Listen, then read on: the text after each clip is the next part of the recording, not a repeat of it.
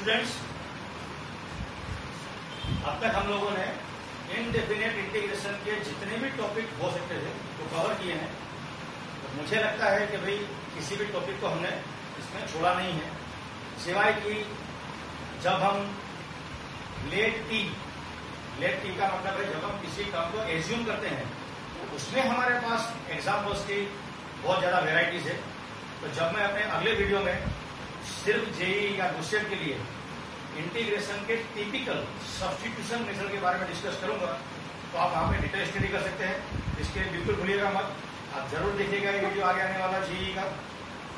उससे पहले हम डिस्कस करते हैं डेफिनेट इंटीग्रेशन। डेफिनेट इंटीग्रेशन में अब तक आपने जितना मेथड पढ़ा है वो सब कुछ इसके अंदर इंक्लूड है। इंक्लूड मीन्स जितने भी टॉपिक पढ़े हैं अगर हमने उसको एक लिमिट में कन्वर्ट कर दिया। लिमिट में कन्वर्ट करने का मतलब है, देखिए यहाँ पे जैसी लिमिट दे दी 0 to π/2। जिस तरीके से फिजिक्स में लॉ ऑफ मोशन में हमें दिया जाता है कि कोई पार्टिकल 1 सेकंड से लेकर 3 सेकंड तक कितना पहुंचेगा, तो उसकी स्पीड क्या होगी, वेलोसिटी क्या होगी, एक्सेलरेशन कितना होगा, फोर्स, वर्डन। तो स्टूडेंट हम ये पढ़ते हैं विकलन, संकलन, इंडेफिनेट इंटीग्रल, डेरिवेटिव, और फिजिक्स के लिए पढ़ते हैं। ओके, तो यहाँ पे लिमिट देने का मतलब एक सर्टेन पार्ट के अंदर में ये फंक्शन कैसे वर्क करता है। अब यही क्वेश्चन अगर समझ लो विदाउट लिमिट दिया होता तो सिनेरियो कुछ अलग होता, लेकिन हम यहाँ पे प्रॉपर्टी का इस्तेमाल कर सकते हैं। वो प्रॉपर्टी है कि integration a to b fx dx is equal to integration a to b f of a plus b minus x dx। Student हम इस रूल को याद रखेंगे, बहुत काम का फॉर्मूला है। हम लिमिट का एडिशन करके फंक्शन के अंदर इसको इंट्रोड्यूस कर सकते हैं। ओके, अब सपोज हमने 0 to π/2 लिखा है तो 0 plus π/2 इज π/2। π/2 को हम फंक्शन के अंदर जहां पे x का कंटेंट है, वेरिएबल है, वहां इंट्रोड्यूस कर देते हैं। उसने देखो सिनेरियो कुछ ऐसा हो जाएगा, इसे इक्वेशन नंबर 1 दे दिया 0 to π/2 sin π/2 minus x sin π/2 minus x plus cos π/2 minus x dx। Okay, जहां पर भी x है लिमिट टोटल माइनस x। ठीक है, मतलब डेफिनेट इंटीग्रल में सबसे पहले आपका विचार इसी ओर आना चाहिए कि क्या लिमिट को हम वेरिएबल में इंट्रोड्यूस करें सब्ट्रैक्ट करके। तो इनडेफिनेट में और डेफिनेट में सेम क्वेश्चन का मेथड टोटली अलग हो जाएगा। हम इसी क्वेश्चन को बाद में लास्ट में लेते हैं। अगर ये डेफिनेट नहीं होता तो आप क्या करते हैं। Okay, sine π/2 minus X cos x plus sine X dx, let it be number 2। अब स्टूडेंट ध्यान से देखिए, अगर मैंने इक्वेशन नंबर 1 और इक्वेशन नंबर 2 को ऐड कर दिया तो मेरे पास हो जाएगा 2y equal to 0 to π/2 1 dx। फिर से कहूंगा 12th स्टैंडर्ड है, ठीक है, मुझे लोअर क्लास में नहीं जाना। Sine x plus cos x, sine x plus cos x LCM है, एलसीएम लेने पर दोनों टर्म कट हो जाएंगे। कट होने पर हमारे पास क्या बचा स्टूडेंट, 1 dx बचा। और हमें पता है कि 1 का इंटीग्रेशन कितना होता है x, तो ये x 0 to π/2 मतलब सिर्फ π/2, और ये 2 डिवाइड में आएगा तो i इक्वल टू π/4। इस क्वेश्चन में मुझे ये बताना है स्टूडेंट कि लिमिट को हम function of a plus b minus x में इंट्रोड्यूस कर सकते हैं। करेक्ट, इससे हमने जितने रूल्स पढ़े हैं वो रूल्स अप्लाई नहीं होते। इसी में एक चीज और देख लेते हैं, लिमिट में -3 to 3 -a to a।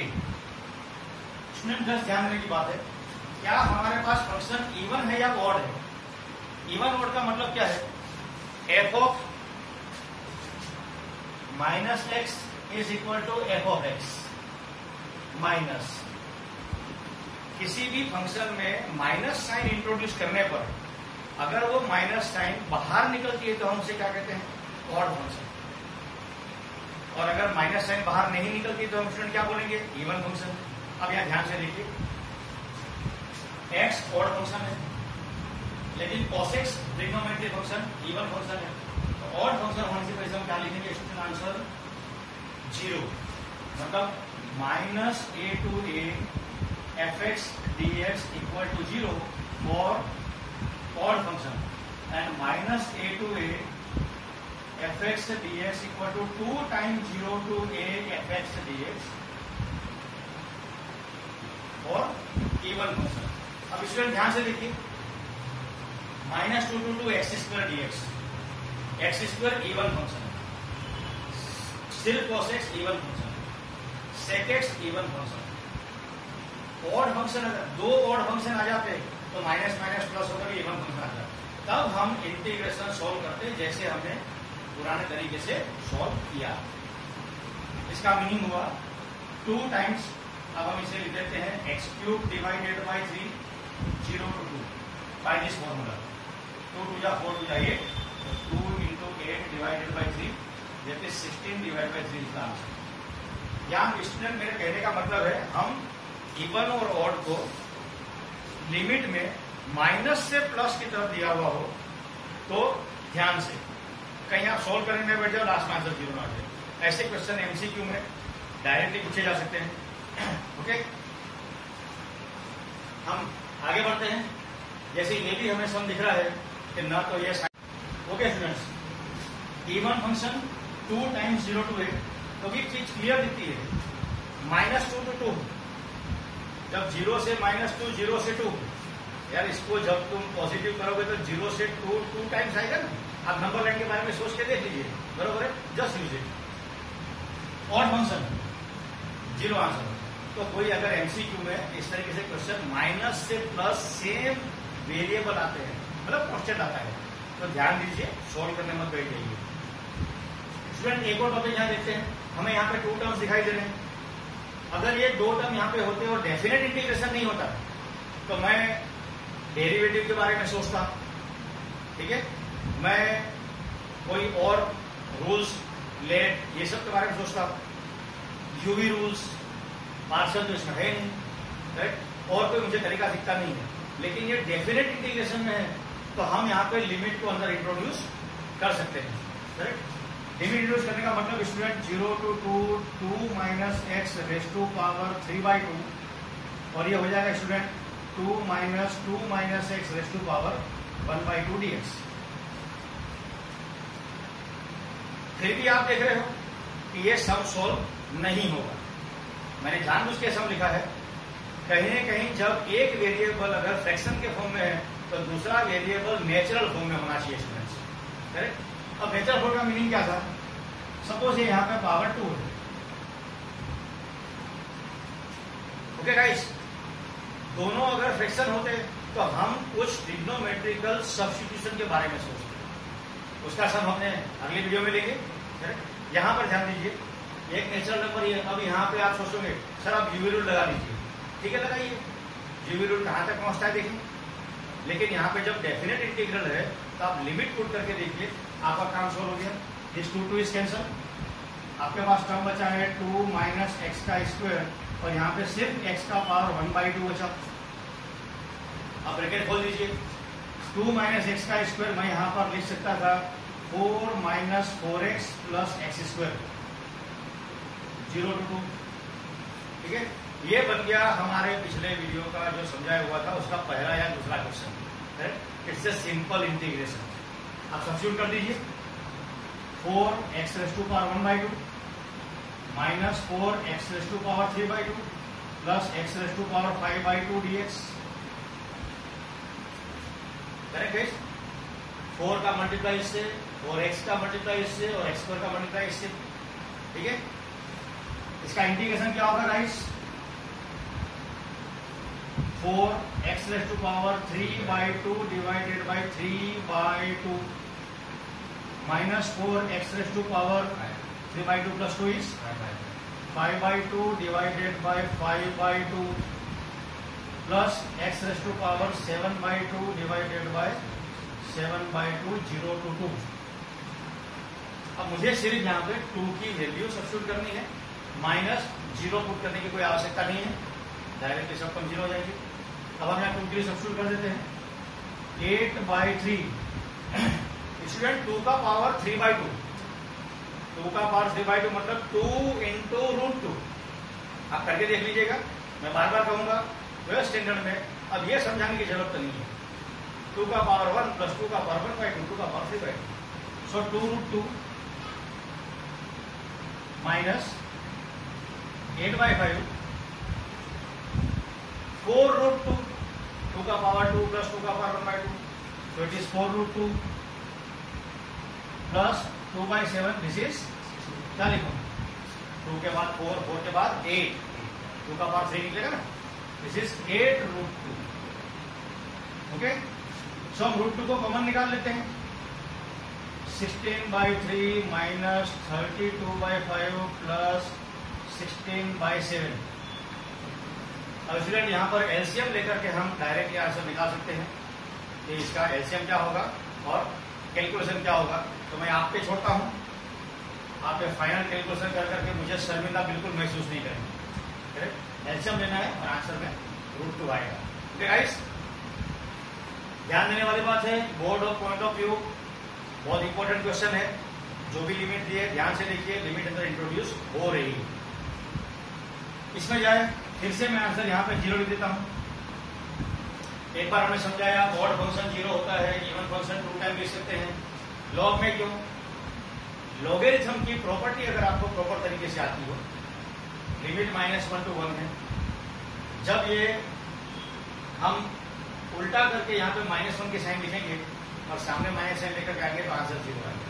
ठीक है, लॉगरिथम के अंदर सिमेट्रिक फॉर्म में अगर वेरिएबल्स दिए हुए हैं 2 - x 2 + x जो भी लिखा हो, correct, 1 + sin x 1 - sin x, हम यहाँ पर लिमिट डायरेक्टली आंसर डायरेक्टली 0 लिख सकते हैं। एक बिगर सम की तरफ आते हैं स्टूडेंट्स। 10x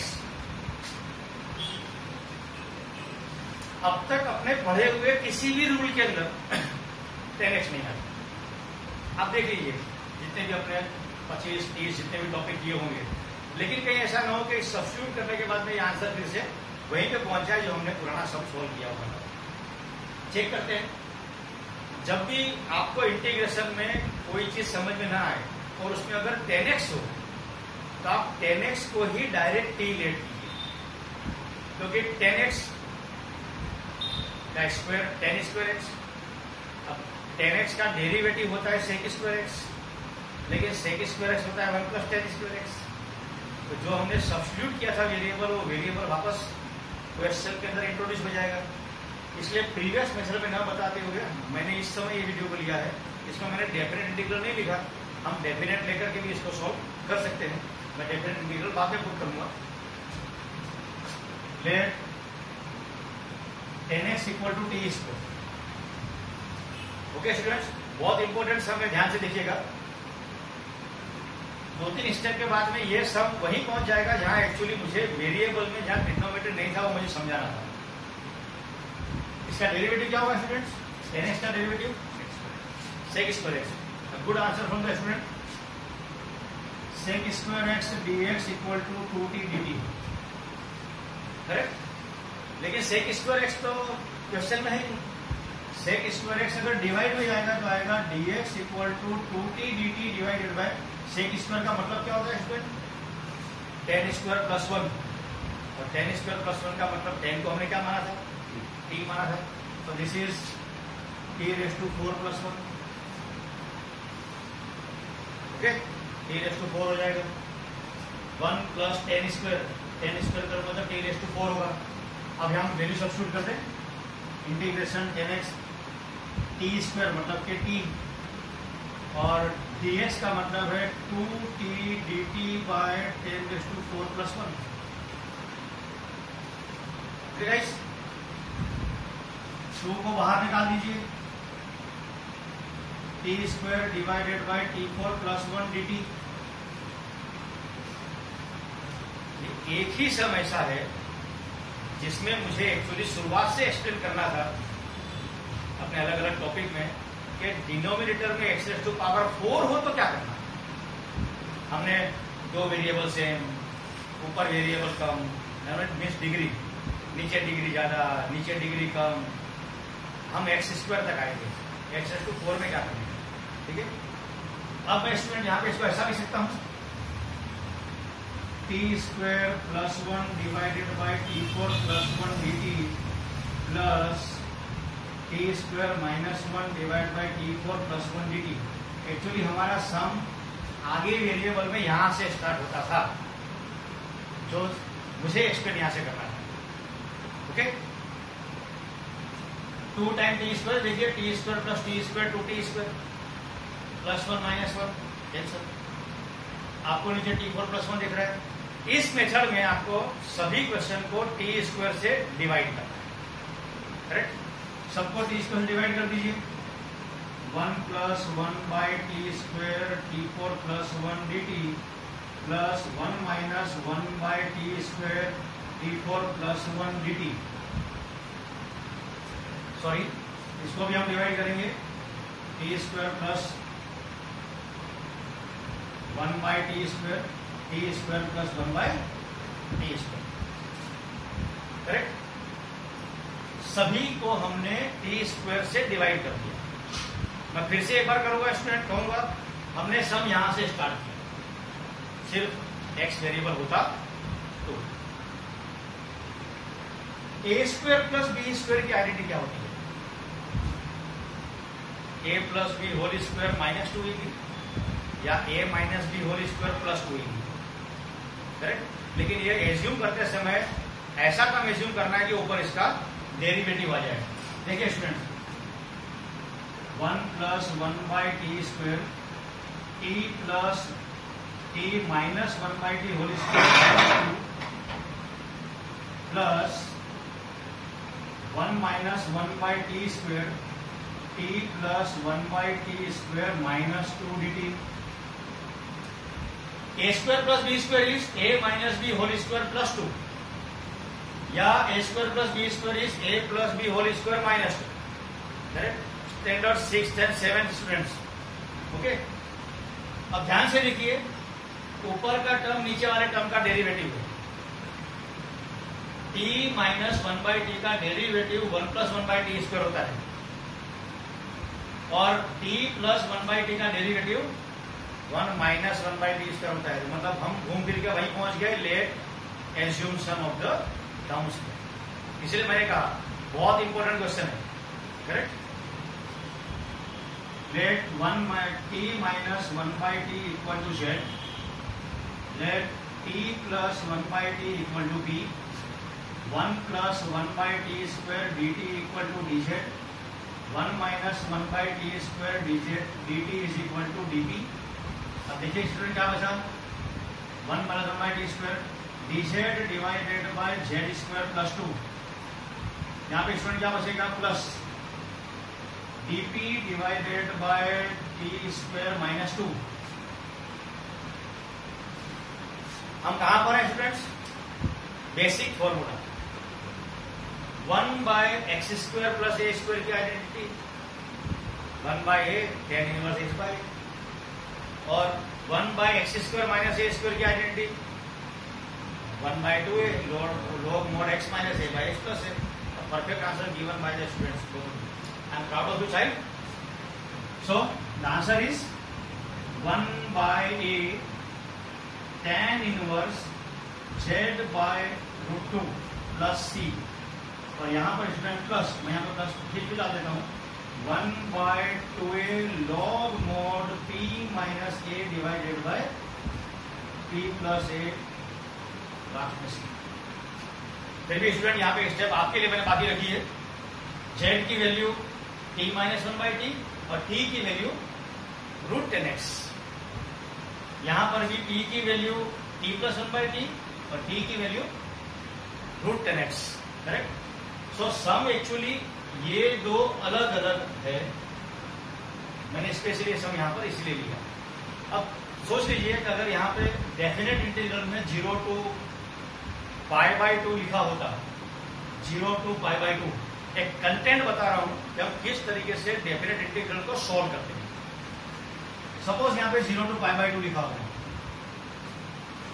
जब भी हम किसी डेरिवेटिव को यहां पे सॉल्व करते हैं तो हम उसमें लिमिट चेंज करते हैं, करेक्ट।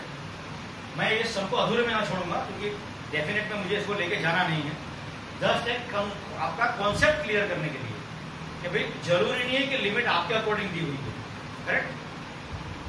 आप यहाँ पे सबसे पहले 0 पुट करेंगे, let 10x equal to 0, so t equal to 0, आप यहाँ पे लिख देंगे 0 लिमिट, ओके। जब आप पुट करेंगे 10 पाई बाई 2, तो 10 पाई बाई 2 होता है इंफिनिटी, ओके। तो 10 इंफिनिटी, हम 0 टू इंफिनिटी के सम्स फिलहाल 12th में तो सॉल्व नहीं करेंगे, करेक्ट, बाकी जाने। तो 10 पाई बाई 2 हम सब्स्टिट्यूट नहीं कर सकते, तो हमारे पास दूसरा रास्ता है, एक जनरल तरीका। हम यहां पर 2 टाइम्स लिख करके इसे 4 कर सकते हैं। लिमिट में आगे 2 टाइम्स कर दीजिए और ऊपर जो आपने लिमिट ली उसे डिवाइड बाई 2 कर दीजिए। देखिए घूम फिर का वहीं पर है, दुगुना, मतलब पहले 0 to 1 था, तो दुगुना आधा, भाई साहब आप वहीं पर है, लेकिन हमें सम सोल्व करने के लिए हेल्प कर रही है।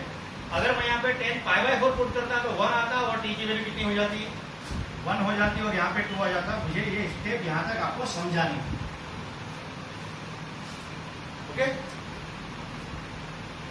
पाई बाई 2 होता हम सब्स्टिट्यूट नहीं कर पाते, लेकिन अगर पाई बाई 4 करने के लिए हम सामने 2 से मल्टीप्लाई करके इसे पाई बाई 4 कर सकते हैं। स्टूडेंट आप चाहे तो यहाँ पे 1/2 करके यहाँ पे पाई भी कर सकते थे, लेकिन फिर होता क्या, 10 0 0, 10 पाई 0, लिमिट 0 to 0, भाई आप कहीं गए नहीं हो तो काय को सोल्व करते, 0 to 0 पे लिमिट नहीं होती, आप कोई एक्सटेंशन में ही नहीं जा रहे, इसलिए मैंने 2 से मल्टीप्लाई करके पाई बाई 4 लगा दिया। अब इसके बाद जब आप सोल्व करोगे, फिर आप यहाँ पे एक बार लेट करने वाले हो, फिर आप लिमिट सोल्व करोगे, करेक्ट। किसी कॉन्सेप्ट समझाने का तरीका था, आप आगे चाहो तो सम सोल्व कर सकते हो, ओके गाइस, थैंक यू।